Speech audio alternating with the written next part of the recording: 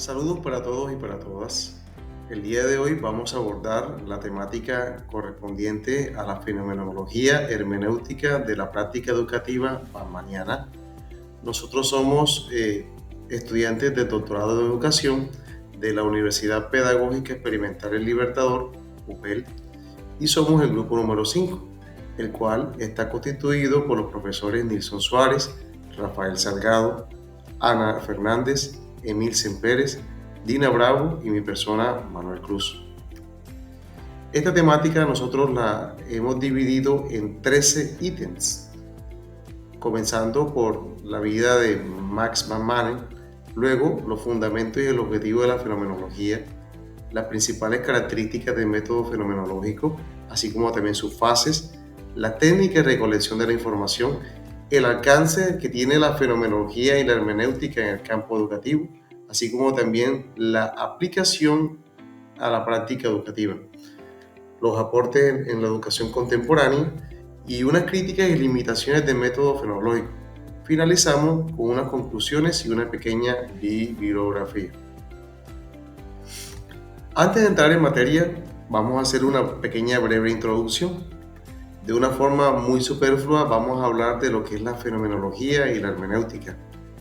En el primer parte vamos a decir que la fenomenología se trata sobre los estudios de las experiencias vividas que tienen las personas. Pero ya en la hermenéutica no se queda en esa parte, ya se orienta un poco más allá. Es decir, va hacia la interpretación de esas experiencias, logrando así un significado mucho más profundo. El objetivo de esta sustentación es explicar cómo la fenomenología hermenéutica, pero desde la óptica de Max van Manen, se puede aplicar a la práctica educativa. Para ello se va a abordar un enfoque reflexivo y ético que permite tanto a los docentes y estudiantes mirar y comprender mejor sus experiencias dentro del aula de clase, pero ya de una forma mucho más consciente, crítica y humanizada. Al llegar a este punto, ya estamos empezando a ver que la fenomenología en el campo educativo cobra importancia. ¿Por qué? Porque se utiliza para explorar cómo los docentes y los estudiantes, este matrimonio, este binomio, ellos cómo lo viven y experimentan este proceso de enseñanza-aprendizaje, sabiendo perfectamente que la vivencia que tiene un docente dentro del aula dista mucho a la del estudiante. En primer punto vamos a ver entonces un poco sobre la vida de Max van Manen. Sabemos que él es un pedagogo y filósofo contemporáneo, reconocido precisamente en la investigación educativa. Van Manen nació en los Países Bajos, luego emigró a Canadá y ahí se ha desempeñado como profesor de la Universidad de Alberta. Su obra más significativa se llama La investigación educativa, una introducción a los métodos fenomenológicos, la cual ha contribuido de una forma muy importante en la comprensión de la educación no solo como una práctica, sino como una experiencia humana. Porque al final de cuentas, quienes se capacitan, quienes se instruyen, quienes aprenden, son los seres humanos. Y en ese roce precisamente vamos a estar mirando más adelante cuáles son los factores y de qué forma podemos lograr que este paradigma tenga efecto.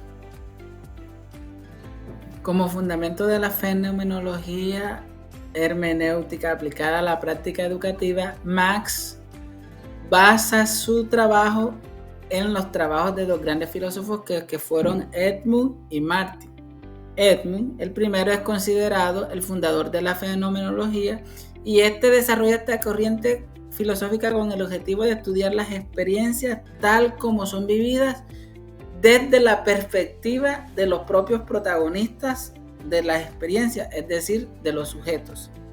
En este sentido, él proponía que se debe ir siempre a las cosas mismas, pero se debe ir sin prejuicios ni teorías previas. ¿Esto con qué objetivo? Con el objetivo de descubrir la esencia misma de la experiencia. Por su parte, Martín decía, sí, está bien, hay que describir la experiencia, pero para comprenderla es necesario hacer una descripción de esa, es necesario hacer una interpretación de esa experiencia, por lo cual él introduce la hermenéutica en el enfoque fenomenológico. ¿Por qué la introduce? Porque él argumenta que cada experiencia humana está inmersa en un contexto de significado y que las personas, al vivir cada una de esas experiencias, construyen una interpretación del mundo a su alrededor. Uniendo estas dos teorías, Marx propone como objetivo para su enfoque fenomenológico revelar el sentido de las vivencias humanas a través de una interpretación, destacando cómo los individuos perciben y dan sentido a sus interacciones con el mundo. Es decir, que se haga una transformación de la experiencia tal cual como fue vivida y su significado a una expresión escrita o textual en la que se pueda leer la experiencia tal como fue vivida, pero también se conozca y se pueda dar a conocer el significado inmerso en esa experiencia. Dentro de las principales características de este método fenomenológico destaca como primero las descripciones concretas. Las descripciones concretas deben dar explicación a los fenómenos que, representados en la conciencia, revelan la naturaleza y la estructura de la experiencia tal y como la vivimos, sin afectar las generalizaciones que ya existentes. En la educación, el trabajo debe enfocarse o centrarse en experiencias concretas y reales para desarrollar los procesos de enseñanza y aprendizaje, evitando las teorías abstractas que dejan espacios abiertos a múltiples interpretaciones y construcciones de diferentes significados. Además, la interpretación debe buscar interpretar el significado y cómo influye el significado de los experimentos o la forma como experimentamos el mundo en la vida de cada una de las personas que están involucradas en esos experimentos. Finalmente, debe conducirse a una reflexión crítica que es de carácter reflexivo y que debe ser cotidiana, en la que cada uno de los educadores reflexione sobre su praxis educativa, cómo la está desarrollando, qué está buscando, y a partir de esa reflexión pueda tener una comprensión más profunda del sentido de su enseñanza y cómo transformarlo, mejorarlo según sea la necesidad. Continuando con las fases del método fenomenológico bachmanniano, esta se lleva a cabo a través de actividades de naturaleza empírica, recogiendo las experiencias de la naturaleza reflexiva y analizar sus significados. Algunos de los métodos empíricos son la descripción de las experiencias personales, la entrevista conversacional y la observación cercana. Y los reflexivos con los análisis temáticos, la reflexión temática, la reflexión lingüística, estudio etimológico de las expresiones lingüísticas cotidianas, mediante unas fases. La primera fase es la fase descriptiva, que consiste en las experiencias vividas directa o indirectamente desde diferentes fuentes, tales como lo son los relatos, la experiencia vivencial, las anécdotas, los protocolos, las experiencias de las maestras, entrevistas conversacionales, relatos autobiográficos, la observación y la descripción en la parte documental. Se vive en dos momentos. El primer momento es la escritura de estas anécdotas, donde cobran una importancia como reflexión pedagógica, que conducen a buscar la relación entre el vivir y pensar entre situación y reflexión. Además, nos permiten llevar a cabo la continuidad de la investigación. Otro momento dentro de la fase descriptiva es el momento de la ampliación y la reescritura. Aquí las anécdotas se maneja la entrevista conversacional, se formulan interrogantes. En la entrevista conversacional también desea conseguir un significado y una observación más de cerca, que procura acercarse a lo más próximo del mundo vital del individuo el cual se está observando. Para la segunda fase contamos con la interpretación, que consiste en reflexionar acerca de las experiencias vividas, luego interpretarlas. El propósito radica en intentar aprender el significado esencial en la esencia pedagógica de determinada experiencia. Al realizar esta actividad, aplicando la entrevista conversacional, el análisis temático, el uso diverso de métodos de reducción y haciendo una redacción de transformación lingüística. Para la tercera fase, descriptiva e interpretativa, que consiste en describir lo que tenemos, reflexionar acerca de esa experiencia vivida mediante actividades como, primero, la elaboración de un texto fenomenológico con el objetivo de diseñar una descripción textual, inspiradora y recordatoria de acciones, de conductas e intenciones de la experiencia de los individuos tal como conocemos en el mundo de la vida de esas personas. Luego hacemos una revisión fenomenológica confrontando el trabajo final con otros estudios del mismo enfoque para así confrontar y encontrarnos en coincidencias y no coincidencias con las reflexiones del autor.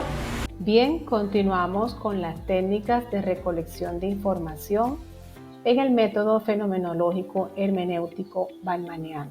Debemos tener en cuenta que estas técnicas son cualitativas. Se centran específicamente en la exploración profunda de las experiencias vividas con el objetivo, el propósito de captar las vivencias o la esencia, el significado de esas experiencias en el contexto educativo. En primer lugar, tenemos la entrevista en profundidad. Es común en este método, pues permite acceder a las experiencias vividas directamente desde los participantes. Entre los tipos de experiencia tenemos el formato abierto, pues allí las preguntas son abiertas y esto permite a los participantes hablar libremente, pero también a profundizar en sus sentimientos, pensamientos y percepciones. El diálogo reflexivo. La entrevista se convierte en un diálogo reflexivo donde el investigador no solamente va a escuchar, sino que también tiene la facultad de solicitar clarificaciones o ejemplos para entender mejor las vivencias descritas. En la narrativa rica, allí se motivan los participantes a que proporcionen descripciones detalladas de sus vivencias. Estas deben incluir sensaciones, emociones y significados personales. En segundo lugar, tenemos la escritura reflexiva. Es una herramienta clave tanto para los participantes como para el investigador. En los participantes, que en este caso en un contexto educativo son docentes y estudiantes, se les puede solicitar que escriban sus experiencias educativas de manera reflexiva, describiendo situaciones que consideran importantes o reveladoras. Para el investigador, la escritura también es una forma en que el investigador reflexiona sobre esos datos recolectados, pues ayudando de esta manera a profundizar en la interpretación y comprensión de los significados subyacentes. En tercer lugar, tenemos la observación participativa o participante, que implica que el investigador está inmerso en el contexto o entorno en el cual está ocurriendo la experiencia educativa para capturar detalles importantes en la interacción y los significados emergentes. En la observación participativa o participante encontramos la observación contextual, el registro de vivencias y la descripción densa. En la observación contextual se enfoca en observar la interacción entre docentes y estudiantes, la manera como el entorno físico influye en la experiencia educativa y las dinámicas que se producen en el aula. En el registro de evidencias, el investigador no solo observa, sino que también toma nota de sus propias experiencias subjetivas como observador, reconociendo sus percepciones y emociones, cómo éstas pueden influir en la comprensión del fenómeno. Recordemos que él está inmerso en el entorno.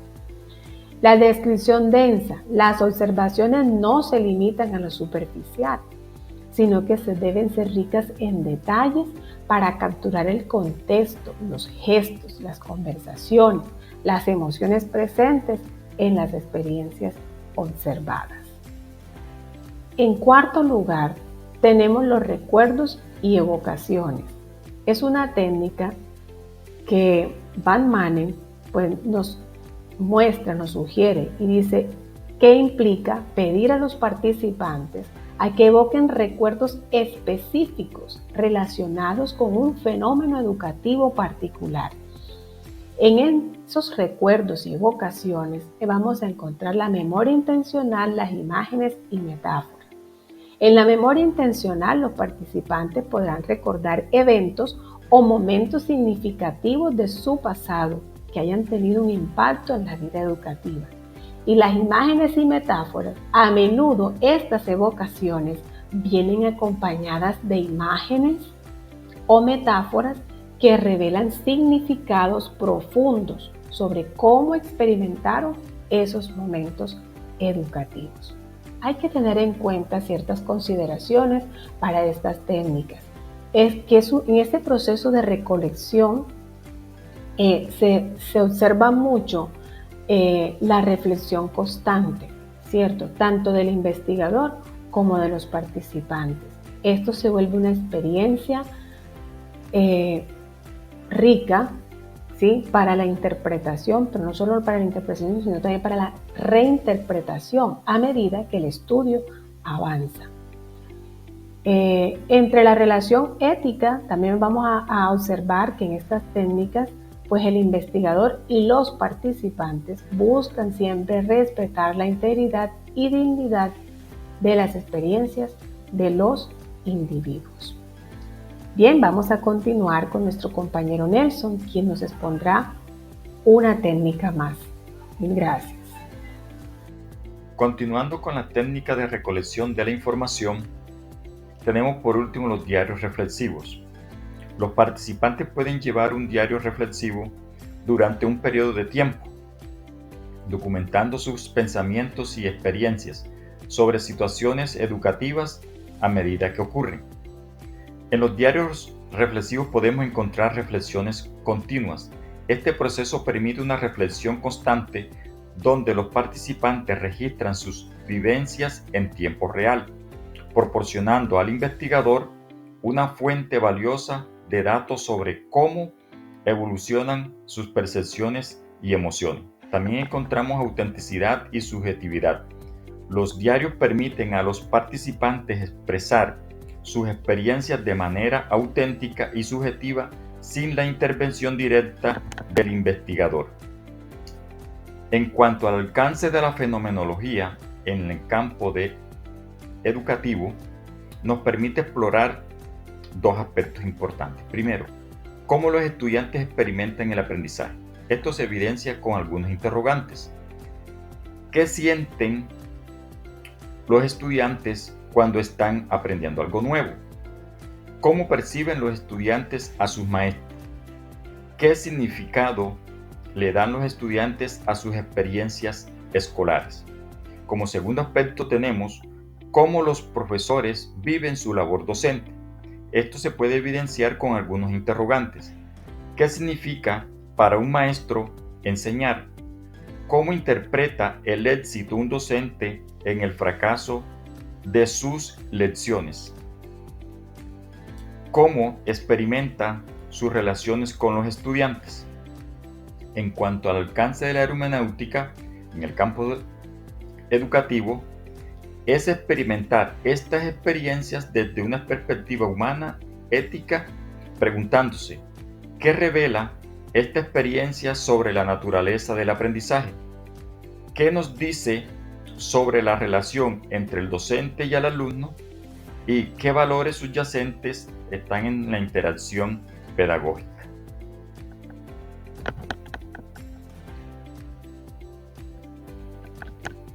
En cuanto a la aplicación a la práctica educativa, podemos resaltar 3 aspectos importantes. La relación profesor-estudiante.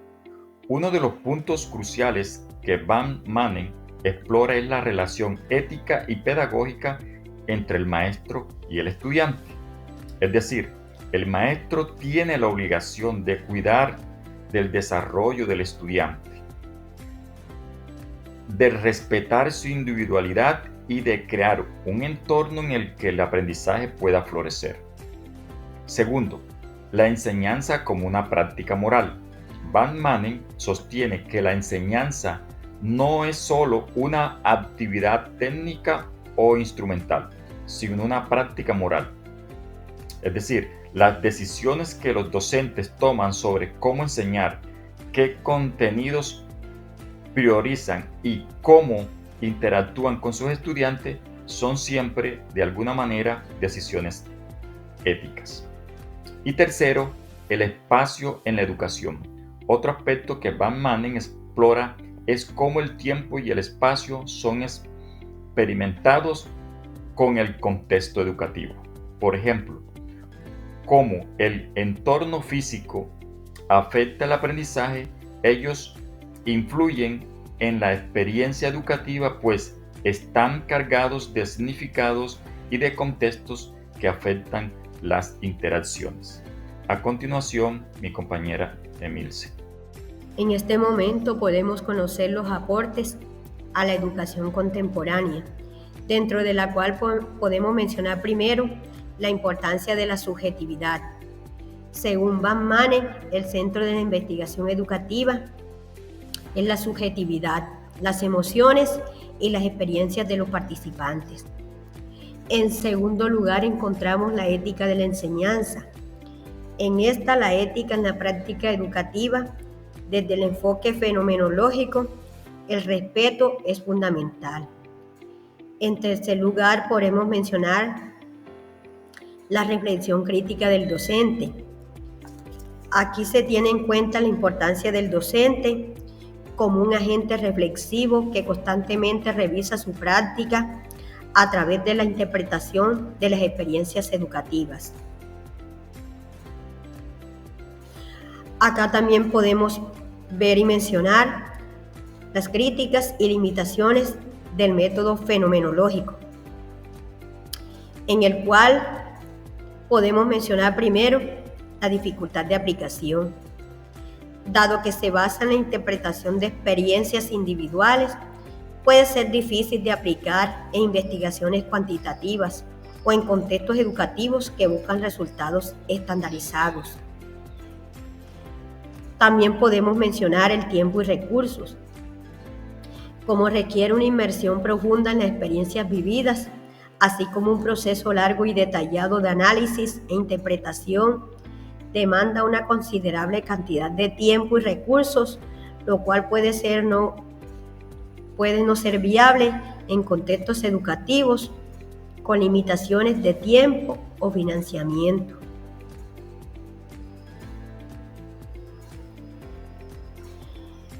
Como conclusiones podemos mencionar las siguientes. Primero, la importancia de la fenomenología hermenéutica como una vía para comprender profundamente la práctica educativa.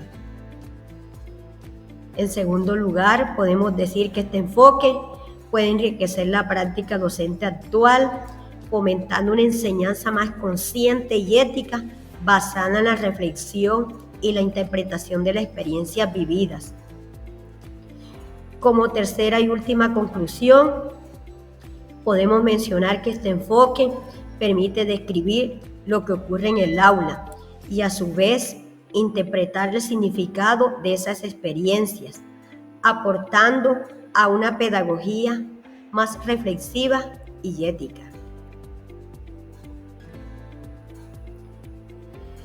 Dentro de las referencias bibliográficas podemos mencionar a los autores Ayala, Fuster y Van Manen. Muchas gracias.